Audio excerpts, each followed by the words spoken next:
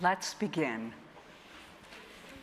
Good morning and welcome to the session on the rise of the stay-at-home economy. I'm Jennifer Schenker, editor-in-chief of the Innovator. And this morning, we're going to be talking about how the radical shifts in consumer behavior during the pandemic have impacted in-person retail. In fact, in-person shopping and retail occupancy have rebounded since 2020, but research indicates that it's still nowhere near pre-pandemic levels, especially in Europe and North America. In many major cities, ground floor retail is still seeing high vacancy rates, leading to retrenching among global consumer brands, concern from city officials, and a reappraisal of the purpose of the store. What does this mean for global brands and for city centers? How can we reimagine the future of brick-and-mortar stores, and how might we use these spaces differently? What are the implications for communities, for cities, consumers, and businesses? So with that, I'd like to now introduce our panelists. I'm very pleased to introduce the Honorable Mayor Francis Suarez. He is the mayor of Miami, but he is also president of the United States Conference of Mayors. Claudia Azevedo is CEO of Sonai, a company that owns retail brands, shopping centers, and technology companies that focus on retail. Ahmed Ismail is the CEO of Majid Al Futam Properties, and he leads the company's work in developing its shopping malls, retail, future of retail activities, as well as hotels and residential communities. Mark Rose is chairman and CEO of Avizon Young, which brings the perspective of a global real estate advisory company. So, Mark, let's kick off with you. Can you give us a general outline of the challenges that you see brick-and-mortar stores facing? I will give challenges only if I can also give opportunities, okay? So sure. Let's just balance this. So just a quick little level setting. Retail is not dead. We have this issue where sound bites are the communication of the day. It's easy to say whether you're a retailer or in retail property, but retail is not dead. I would even tell you that retail has been the most booming part of the real estate market over the last 5 years. It was just called industrial and logistics. But trust me, that was all retail. So the markets, you cannot pigeonhole any particular city or country. Regional malls are coming back, traffic is coming back. We run something called the Vitality Index, so we show the cell phone data. It absolutely is coming back. Big box retail is struggling still a bit, and both sales and traffic to them are down. But to bring this closer to the panel, I want talk about this new city living. Cities are, particularly major cities, are struggling a bit, but I do think that there is hope there as well. Folks are coming back into cities, but what are they doing? They're coming in for experiences. So they're coming in for dinner, entertainment. Same people that could very well go into the office, but they're not. Well, except for my state of Florida, along with the mayor, because first of all, we never had COVID in Florida. It wasn't allowed in. We kept it open the whole time. But cities, and particularly as you look at the major cities, there is an issue that is getting better, but we're going to need some help. I think we're going to talk about this a little later on, but if street-level retail and office buildings are empty or dark, then that gives the perception of safety issues. The homeless issue, and again, we need to be addressing low-income housing, affordable housing, housing for those who are suffering with mental wellness issues. But if there's homeless and it's a bit darker, there is a perception. and we are struggling with that perception in major cities around the world. Again, not every major city is the same, but in general, we are suffering with that. And then, and again, I don't know if we're going to have an opportunity to talk about this, we have to remember that change is inevitable. It's happening every day. So as I started with a little bit of joke, which is real, showrooms have gotten smaller. Distribution and fulfillment has gotten much, much bigger. And these channels of the retailing omni-channel are now going to be augmented by the metaverse. And do not laugh. The metaverse, NFTs, I'm up there with all of you. Like, I bought an NFT. I don't know what I own. It's pretty. I don't know what I own. One day I will, but the metaverse is real, and if you think about this, it is an incredible opportunity in Web 3.0 to move from social media to an immersive virtual experience, to see JP Morgan in the metaverse giving mortgages to buy metaverse property and also to lend on physical properties in the real world. You're seeing this from a retail perspective, where if you're Vans or you're Nike, you and your avatar with your Oculus glasses, maybe in a few years holograms, can make your way into a virtual store. Your avatar is bopping around, it's jumping into a concert, you might be playing a video game, or your kids might be doing it. You can walk into a virtual store, grab a pair of shoes off the shelf, put them on your feet.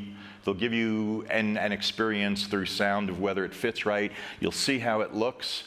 And if you don't think this is the next wave of retailing, you're going to do that at your own peril. So we do have some more things to worry about, but I think this is one of the most exciting times that you can possibly be living in.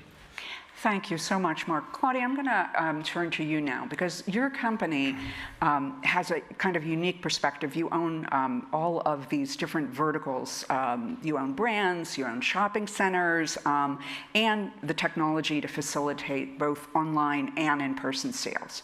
What do you think consumers want now?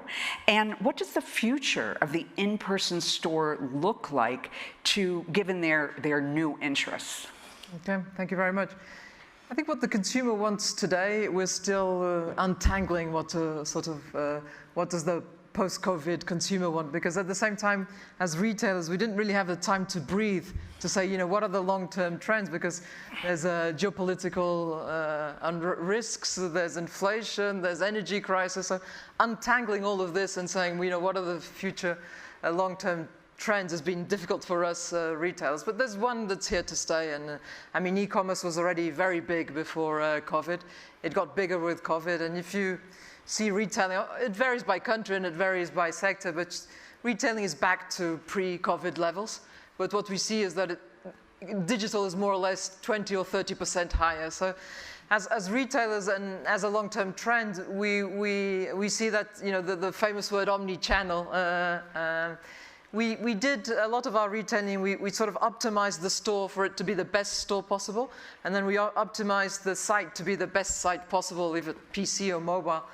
And I think as a long-term trend, this can't be, we need to sort of be totally seamless, connective, and complementary. And as mass marketers, and for example, food retailers, which is very mass market, we have to suddenly bring the technology on board for each customer to be a journey. And he wants to, when today you shop online, you're aware that everything online, they know your orders, what you've done, but when you go offline, it's like nobody knows who you are. And bringing those two together, I think, is a long-term trend, seamlessly, probably a lot to do with payments, the ecosystem payments. And so, you mentioned technology, and technology is still not there, but has to make this journey possible, this connected journey where we see customers. I'm a big believer in in-store retailing. I just think it will have to evolve with the needs of the consumer. We see big brands asking in our shopping malls for more square meters because they want to, in prime locations, to have all their online assortment online. It's a huge brand building exercise, and so I think I'm optimistic on the future of retailing. It's just a different retailer, but it's been like that. Retailers are masters in adapting themselves to the consumer. So, Ahmed, your malls in the UAE did well even during the pandemic. What was the secret to your success? And also, you know, going back to the point that Claudia made, how do you see brick and mortar stores leveraging data, and how do your malls do that? I think to just frame the discussion about at home versus out of home, because both of us are in the out of home business. We're also a bit in the in-home business, and the in-home business has been obviously going through a transformation that's been going on for a number of decades. It took 2 decades for 50% of households in the US to have a radio. That pushed people to stay more at home. TVs did it in a decade. Internet and mobile phones did it in 5 years. And now smart speakers did it in almost 3. Let's see if the metaverse makes it in less than that, which means that the at-home market is becoming more central to our lives and more relevant for our business. People are shopping more online, entertaining more online, working more at home, and certainly, you know, consuming more at home. But what we see is the more that you consume and spend time at home, actually psychologically, there is an even bigger hunger and thirst for a human and social experience. So the two are somehow interconnected. But the challenge is for retail is the out-of-home experience for the longest period has deteriorated. It hasn't been as differentiated or as immersive as you want it to be. And as such, customers have been disappointed and they haven't been coming back. So for the retail centers to continue to be relevant, they have to be highly experiential. And they have to satisfy that psychological need for community, connection, social, and experience. And we see that in our malls across all of our markets, that the more experiential malls are coming back stronger. Some of them are double digits ahead in terms of footfall and sales versus pre-pandemic. And within our malls, the more experiential brands are doing better. And they are the brands that are asking for more space and are really growing and rethinking their experience. So retail is by nowhere, physical retail is nowhere dead, nor is it sick. It's just transforming very, very fast. Do you want to touch on the data issue? Yeah, I mean, data has been a big challenge for our business in the commercial real estate business, because our new age competitors, whether they're Web 2.0 platforms or Web 3.0 metaverses, they are incredibly data rich. And as commercial real estate owners and operators, we are incredibly data poor. We have no idea what's going on within our four walls. So what we've done over the past 5 years, we've invested a lot in data collection, directly through loyalty programs and partnership within our ecosystem, because we have a big ecosystem within Majid of leisure, entertainment, retail. We've also struck very, I would say, interesting partnerships with payment processors, telco companies, and believe it or not, the Dubai government through the Dubai Smart Initiative, which allows us to bridge really this data divide between us and our digital competitors. So when you walk into many of our assets, we would recognize you, we'd be able to personalize the experience, we'd be able to react faster to your disappointments if you are a higher value customer. And it really changes the game from a customer experience perspective. But most importantly, it changes our value proposition to our tenants. So we are no longer in the business of providing space, good, well-maintained, clean space. We actually provide data insights, omni-channel enablement, fulfillment in some instances, and perhaps even marketing services. So that changes the game really for commercial real estate to become not a B2B business, but rather a B2B2C business that is digitally enabled. Fascinating. And we want to come back to that, but I want to get to you, Mayor Suarez. So you have a unique perspective because you're not only representing the city of Miami, but as the head of this association of all mayors in America at a time when they're all focusing on how to build back better. So, you know, what are you seeing that cities in America are trying to do to bring back retail back in the city centers? Well, I think the panel did a wonderful job of explaining this sort of new world that we live in. And I think cities have to be understanding of that new world. You can only do so much as a city government to try to change dynamics that are macro in nature and that are rooted in technological disruptions. So I think for us, and hopefully for other cities across America, rather than try to fight that change, we want to lean into it and sort of understand it. I think much of what was said by the prior panelists, I totally agree with. And I would focus on two things. One is the fact that the world is experiential, as was mentioned. And so the fact that the world is experiential means you have to build your city around a quality of life set of offerings that mirror that experiential world. For example, in the context of malls, we have outdoor malls, very high end, and we have indoor malls that are also, combined with restaurants and things that are meant to bring people in, have a great experience, and then when you're there, there is a benefit, even if how efficient online shopping has become. It's still not as efficient as walking into a store, trying something on, buying it, and leaving with it, and being able to use it immediately.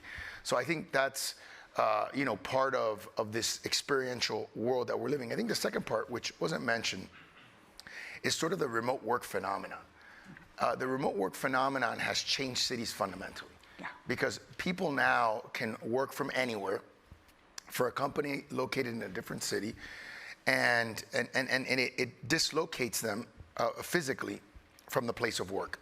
So cities are going to take advantage of that. Miami has been a huge beneficiary during the pandemic of the remote work phenomenon, as people have left areas that are higher in taxes to come to a city with Miami, which, as was mentioned, had a much more liberal COVID policy, and allowed people to dine at restaurants and do a variety of things. So once that all happened, and people came to Miami, what they realized, what they learned about Miami was that there was a critical mass. So we've moved, and I said this at the last panel I was on, we've moved about $2 trillion in assets under management companies to Miami in the last 18 months, and we've grown our venture capital pipeline by 400%. What that means is that there is a bedrock of capital which will allow people to build and scale companies at a growing rate. And what that means for consumerism and for how you create a city that understands this consumer revolution is that there's going to be companies built in Miami that cater to that consumer revolution. We have one called Open Store, which is competing with Amazon. And I think the other thing is cities are going to be built around the concept of shopping as an experience as opposed to, shopping to buy a good as it was before. And I do think that the last thing I would say is that, shopping online versus shopping in a store is fundamentally about two different things. I think it's going to disrupt certain retail establishments and maybe not others. I think high-end, for example, it's, people are less likely to go to a high-end store and buy something online than they want to see it, they want to feel it, they want to wear it. And I think, maybe someone will get something, toothpaste or something that they don't have to necessarily try out in a CVS. They can wait a couple days to get their toothpaste or their shaving cream, which is what I do, by the way, and then you're fine, right? Like it doesn't disrupt your day, it doesn't slow you down. You can do it, in the car. You can buy it. So I think there's a tremendous efficiency, particularly in buying fungible goods that you have to constantly replace. So I want to jump on that point. As people start ordering more and more things online, including even a simple tube of toothpaste, there's a need for distribution centers. And those distribution centers are frequently now replacing storefronts in city centers. Mark, how do you think that impacts the feel of the city? Yeah. I just had a little pain as the mayor was talking. There's so much need for retail, but to the point of these comments, it's all just changing, right? It's change. It's not, as we said, retail is actually increasing. You're seeing more in-mall sales than online, so online's dropping. Mayor and the other panelists are absolutely right. The experience, you can't replace an experience. I have 2 daughters that, they were around 30. I don't think they've been to a mall to buy something in 7 to 10 years, but they're at the mall for entertainment, to eat. And my daughter's getting married in August, and I was shocked that in my house literally came 15 boxes of shoes and dresses. And they tried them on and didn't like any of them, sent them all back, and then, you do it again. So we just have to build that in. So yes, are we going to see warehouses expand? We were. You're seeing the largest starting to pull back. They might have, overshot where they needed to be. Are you going to see showrooms come down a little bit in size? Absolutely, but you may also see more business formation. And particularly, again, I don't want to make this Florida-centric, right? What do we have, 1,200 people coming into Florida every day? I mean, there's a need, right? Supply and demand, there's a need. Malls, there's a need for this. And I also think that the pandemic has turned the table a little bit, because now 2 years into this, folks want to get out of the house and they do want to go there. They do want to go to Lincoln Road. They do want to go to, a mall and a shopping center, because it's kind of been tough for the last couple of years. So I just wouldn't rule this out, but let's embrace the change and where it's going to show up and how it's going to be built. All these things are part of, the next generation of retail. So how do we make sure that the new types of stores and distribution centers become part of community life? And so that's a question I'll throw out to each of you, really. I know, for example, that your company makes a big effort to integrate the malls and shopping centers it builds into their communities. How do you do that? So it starts early on from planning days. Many of our centers, we've very deliberately branded them city center, okay? Because we believe that they actually anchor the neighborhood, they anchor the community. So it starts from early planning and development days to make sure that you are developing an asset that adds value to the community and that the community can relate to and call their own. For the existing assets, it also means rethinking our space allocation to a large extent. So even in our most premium, most successful assets, we're making space for cultural experiences. We're making space that we call platform flexible space to allow local brands, local designers, artists to have a presence in a very premium real estate without the very high barrier and high cost of entry. So by bringing and inviting the community into the asset commercially, you also bring the community into the asset emotionally. And having that emotional connection between where you spend your time for entertainment, shopping, etc., is very, very important to establish. Otherwise, it becomes a chore. I'm going there to buy something in and out. The other thing that I have to say is that we think about Web 2.0, Web 3.0, and physical spaces as two separate worlds. They're deeply interconnected. We have done a lot of research that shows once a brand opens a store, a physical store in a particular neighborhood, e-commerce sales from that brand goes up. And when they close the store, sales go down. And the further you are from the closest store, the less likely you are buy from that brand. So obviously, that's changing the mindset around the value of the store. The value of the store is no longer the sales within the four walls, because we will have stores that have zero sales. And I can tell you, I'm sure you'd agree, we're not going to have zero rent.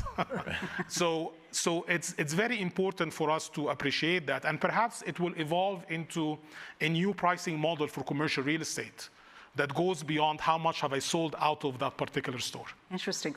Claudia, you want to comment? I think in our shopping malls, we're doing exactly the same.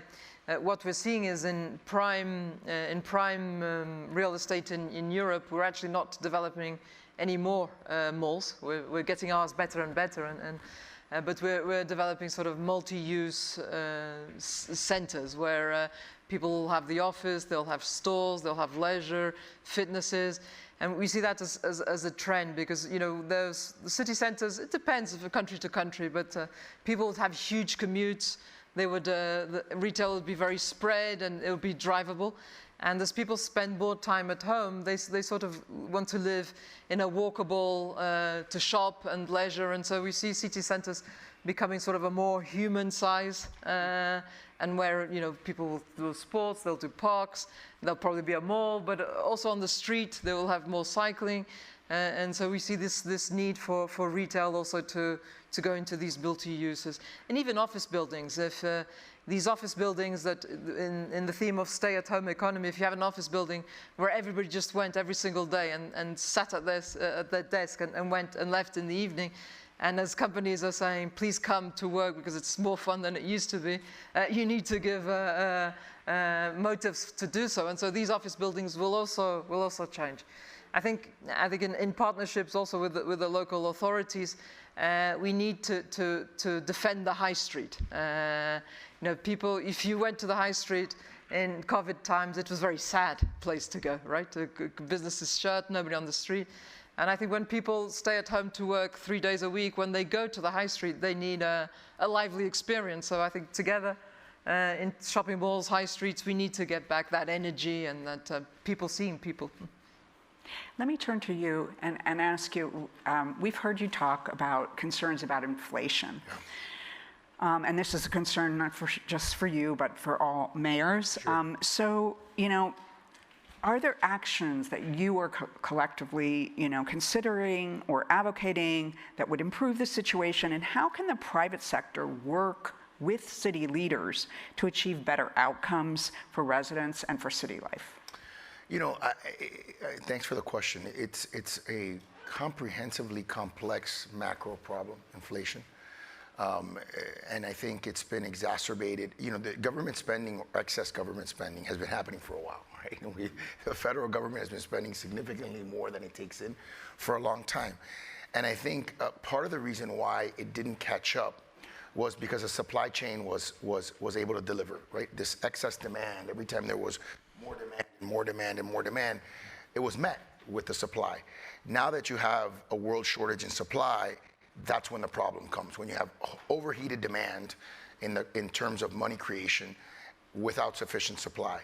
I think part of the issue is, and I was talking about this last night at a dinner, is the demand part of it is still not stopping. And what do I mean by that? The federal government in the US alone, this is just the US I'm talking about, passed a $1.2 trillion infrastructure bill. Mm-hmm. Now, that was very needed. We needed an infrastructure bill. And if you think about it, it was bipartisan, right? In the sense that former President Trump wanted a $1.5 billion infrastructure bill. The current president, Biden, passed, with some help from Republicans, a 1.2, so that's a slightly smaller bill. I think the problem was not so much the bill or the need for the bill, which it obviously is needed. It was the fact that it was done, again, through deficit spending. And in an era where you have supply chain issues, right, which exacerbates the price problem. The real issue here, and the real scary part, because there was a big debate last night at dinner about whether we're going to go into a recession, and if so, when will that happen? Will it be next year or not?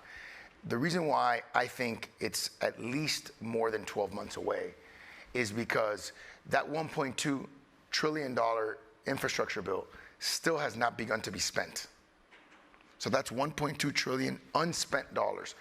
Now let me go back to the prior bill, which was ARPA, American Rescue Plan, right? That's a $1.9 trillion spending bill, again, through deficit spending. That was supposed to be divvied out, I say divvied out, it was given to governments like ours in 2 tranches. The first tranche was $950 billion. That is not completely spent. So that money is not completely spent. The other $950 billion hasn't even been given. So you're talking about $2.1 trillion plus of unspent demand money, right? Money in the money supply that obviously once it gets spent, put into bank accounts, then it gets multiplied. So there's a money multiplication factor there. So the point I'm trying to make is I don't know what, if anything, can stop inflation over the next 12 to 24 months. I don't know there's anything that a city can do to stop inflation over the next 12 to 24 months. I think what we need to do is communicate better, right? And I'll give you an example. I was recently coming out of a different conference, And I was with the mayor of Austin, Dallas, and New York, right? And we were sitting down in an informal setting, and we were both marveling at the fact that we have over 50% increase in rental rates, right? And that affects retail, because the more money you have to pay in rent, the less money, obviously, that you can pay in retail. But that's a very, very real phenomenon for all of those cities. It's not a Miami thing. It's not an Austin thing. It's not a Denver thing. It's not a New York thing. It is an America thing. And so it's a major issue. The second issue is when you consider the fact that purchasing power is going down, right? So when you talk about retail, since I want to always try to bring it back to the topic, purchasing power is being reduced through inflation. And you have, the poorest people in this country are not getting a return on their investment because most of them have their money in bank accounts, so they're not getting any interest. They're losing purchasing power. It's kind of a tough situation. So I feel that the best thing that cities can do, first of all, is acknowledge the problem, acknowledge where it's coming from, and then clearly communicate to people. Obviously the Fed is now raising interest rates to try to curb inflation and curb some of these factors, and that could put us into a recession, whether it's in 12 months, 24 months, or 36 months. So that's a big concern, because you're going from rampant inflation to then a recession. It's painful for people, particularly people living in cities. Can you envision any kind of partnerships with people in real estate that could help the situation? We're always looking for creative solutions, and I'll give you one that we were working with this organization called CityCoin that created something called Miami Coin, and it created $15 million in benefits for the city. We took $5 million of that, and we created a rent stabilization fund for people whose rents had gone up by more than 20% in any given year. So we're always trying to be creative. I would urge cities to be creative. The private sector wants to help. The private sector, we're their customers. If their customers are not healthy, they're not going to be healthy. So I've always found the private sector to be a willing participant and desirous of wanting to create solutions, and the real estate community does as well. Ahmed, do you want to? Yeah, one big area for that partnership that the mayor has rightly flagged is around data exchange. And obviously, there is a lot of concern around sharing data with government, especially sort of consumer data. But let's pick another example. Let's pick traffic data. It would be great for all of our shopping malls parking systems, for instance, and we're working on that. And all of the multi-use assets that we have that have big parking demands and in and out vehicles, deliveries, etc. For that parking system data to be integrated with the wider traffic management system of the city. This creates a much more efficient experience for customers. It's great for the city. It's great for the environment. So I think there needs to be a lot more work in building these data exchanges between the business community, the real estate assets, and the city to benefit customers, tenants, and the community. I'll give you another example. City of New York just introduced letter grading for buildings based on sustainability. If you're A, you're a sustainable building. If you're an F, you're not so sustainable, so to speak.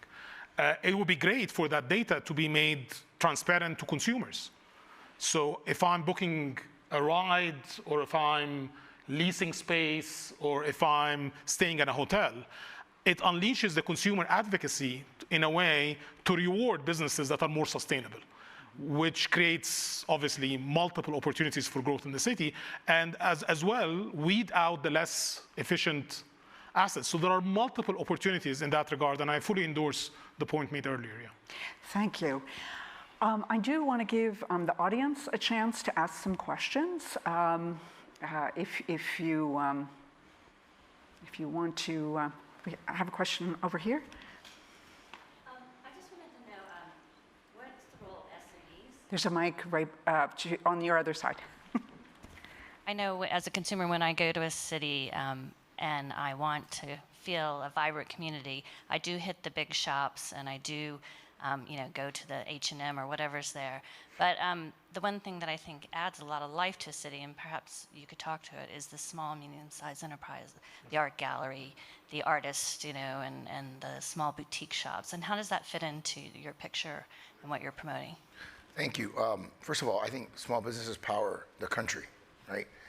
And not only do they power the country in a numerical sense, right, when you consider a percentage of the whole, but they also give character, right, to cities. And so I think we in Miami lean into that. We think that, having a vibrant small business culture is something that is positive. What I see happening even in the sort of city center concept, because we actually have a city center too, it's called Brickell City Center. And it's a beautiful multi-billion-dollar development by Swire Properties. And they want a piece of that too. Why? Because it goes back to the experiences that we're talking about. It's not the same to go to a sort of cookie cutter restaurant than it is to go to a uniquely owned family, restaurant where things are being done in a very, very different and exciting and cool way. That's what we talk about when we talk about experiences, right?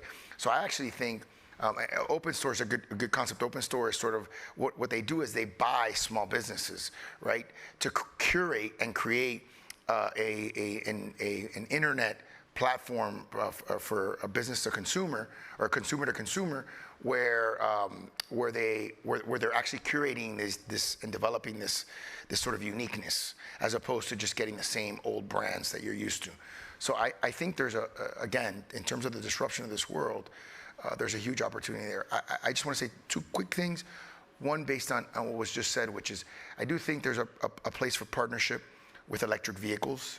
When you look at electric vehicle infrastructure, cities should be creating tax benefits for city centers to to have more electric vehicle infrastructure, because that's a trend that's happening. And the second little vignette that I would say is generational, right? We're talking about disruptions in our generation, right?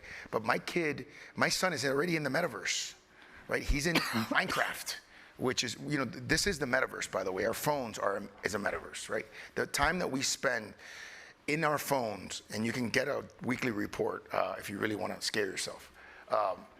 The time we're spending in a metaverse. It's just a different kind of metaverse. It's not with the goggles and all that, but we are spending our time in that portal. Our children are spending more time in that portal.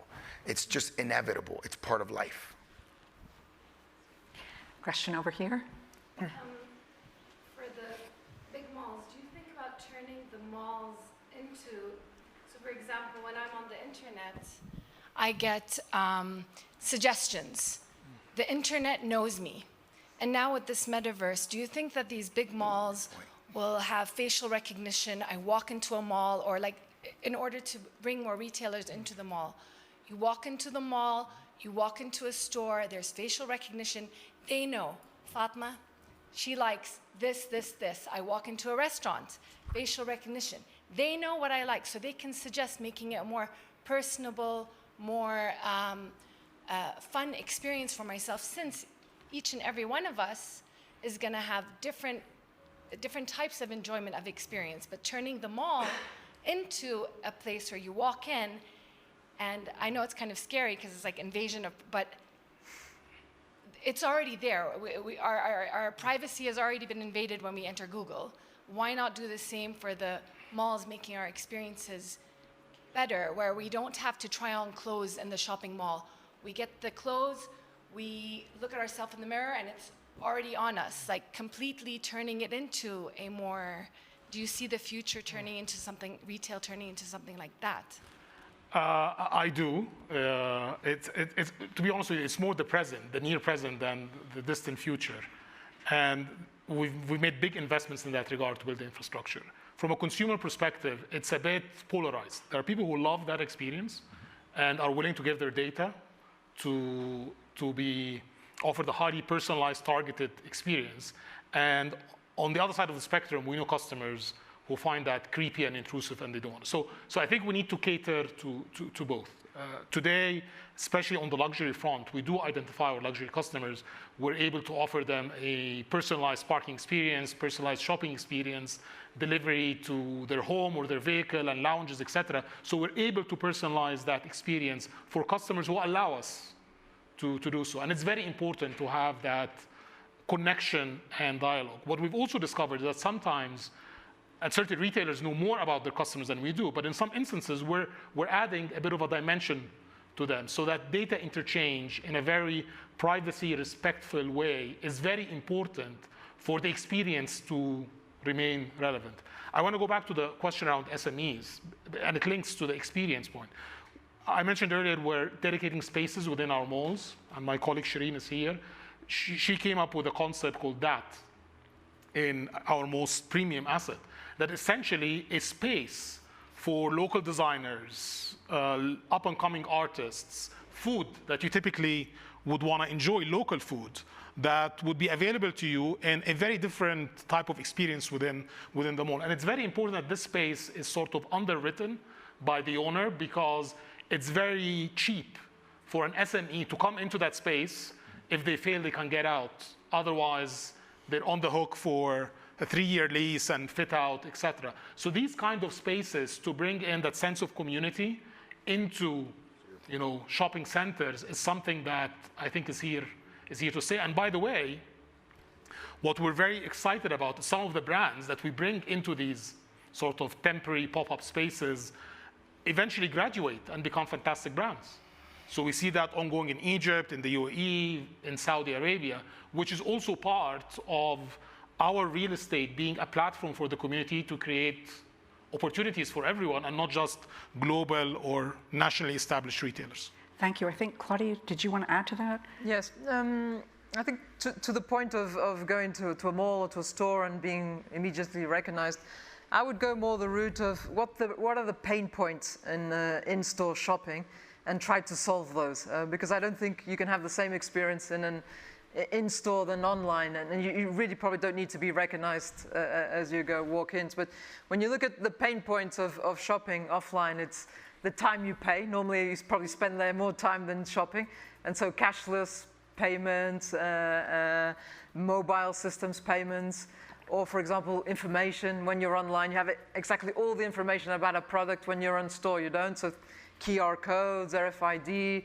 So trying to go to the pain point of the unique experience of in-store and solving those, but keeping the good things of the in-store, trying things on is probably one of the reasons people go to the store. So I think they are very complementary. And we do have customers who deliberately want to remain anonymous. Let's be very clear about that. They do not want anyone to know. And this is part of life. And generation. I think younger people give their information more freely than older people. Mayor, you wanted to add? As sort of thinking of the next generation, to your point, because you actually brought up a great point on the in-store retail experience, but by doing that, you also articulated another point, which is the smart, the way we're being offered products, right, is so much more intelligent online than it is in person, right? So it's sort of the flip of the exact same point that you made, which is a huge disadvantage to in-store versus online. The computer, through its algorithms and through its aggregation of data, is feeding you what you want, right? I'll give you an example. I love sunglasses. I'm a sunglass guy, right? So I feel like when I'm on Instagram, every third ad is a sunglass ad. Like they're trying to, because they know I love sunglasses. And it's like almost like an addiction for me to buy sunglasses. So, so I keep getting fed sunglasses, all kinds of sunglasses, and I buy them every once in a while.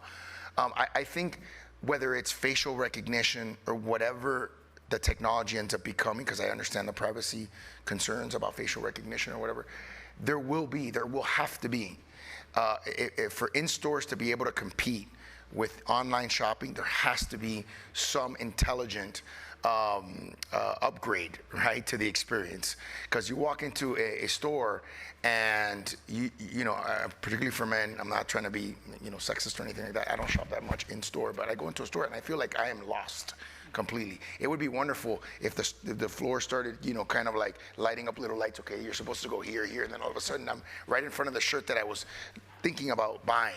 Or you have an app in your phone that's telling you, hey, what you're looking for is over there, or whatever it is. I think the point you're trying to make is a great point, which is the in-store experience has to become smarter to compete with the virtual experience, which has become very smart. Thank you very much. Mark, the last word. We're almost out of time. Do it quick.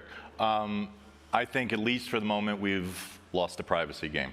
because we've all committed, young people have committed the information that's out there on all of us.